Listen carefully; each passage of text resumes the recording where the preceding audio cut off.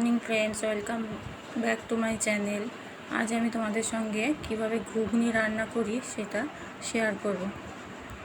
আমি সারা রাত মটরটা ভিজিয়ে রেখেছিলাম। দেখো ঘুগনি রান্না করতে কী কী লাগছে: মটর, আলু, পেঁয়াজ, আদা, রসুন, লঙ্কার গুঁড়ো, জিরের গুঁড়ো, ধনের গুঁড়ো,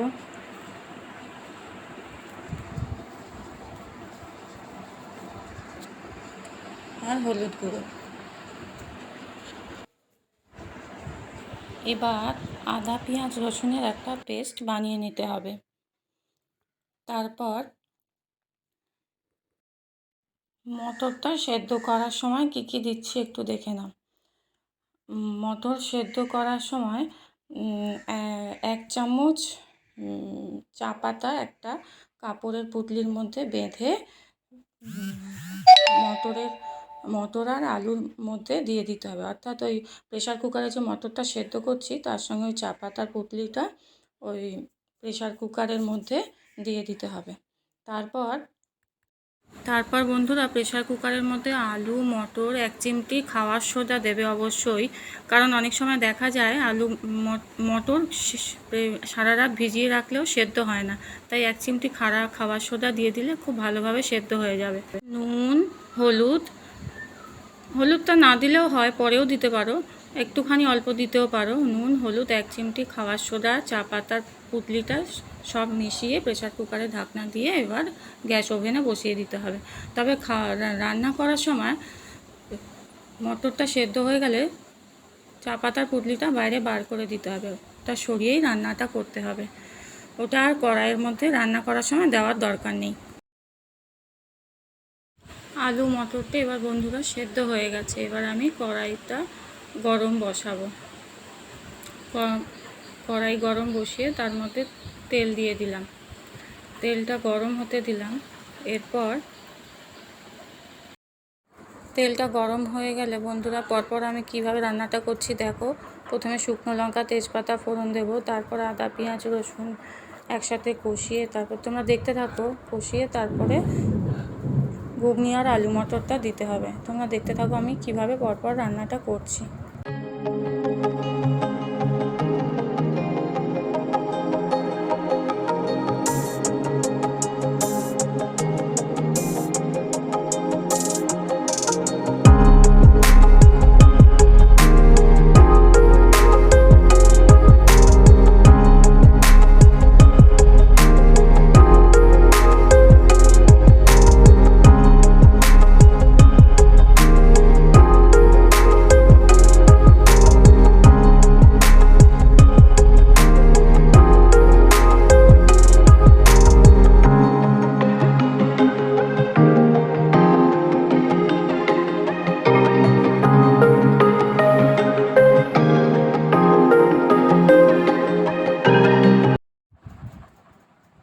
মশলা কষা হয়ে গেছে। এবার বন্ধুরা, সেদ্ধ করা মটর আর আলুটা মশলা কষার মধ্যে দিয়ে দিলাম।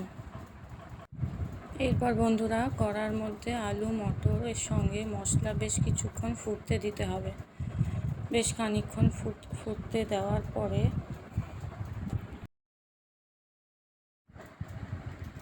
এরপর 2টো কাঁচা লঙ্কা দিয়ে দিলাম।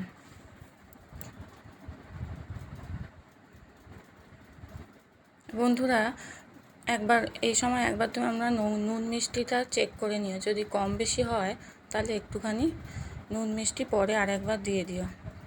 তবে আমার এখানে নুনের দরকার নেই, একটুখানি মিষ্টি দিলেই হয়ে যাবে।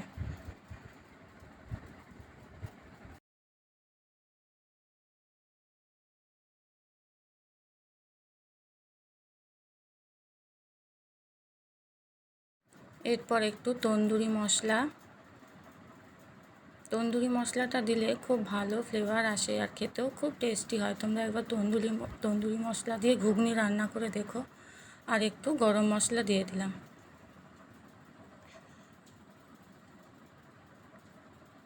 এবার খানিকক্ষণ একটু নেড়ে চেড়ে নামিয়ে নিলেই আজকের মতো আমার ঘুগনি রেডি হয়ে গেল।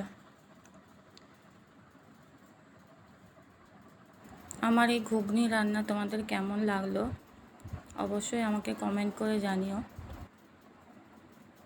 আর যদি ভালো লেগে থাকে একটা লাইক, শেয়ার আর সাবস্ক্রাইব করে আমার পাশে থেকো। ঘুগনি, লুচি, পরোটা, মুড়ি দিয়ে খাওয়ার মতো একটা ভালো স্ন্যাক্স বা টিফিন বলতে পারো। আজকের মতো এখানেই আমার ব্লগটা শেষ করলাম বন্ধুরা। দেখা হচ্ছে আবার পরবর্তী ব্লগে। আজকের মতো এখানেই টাটা।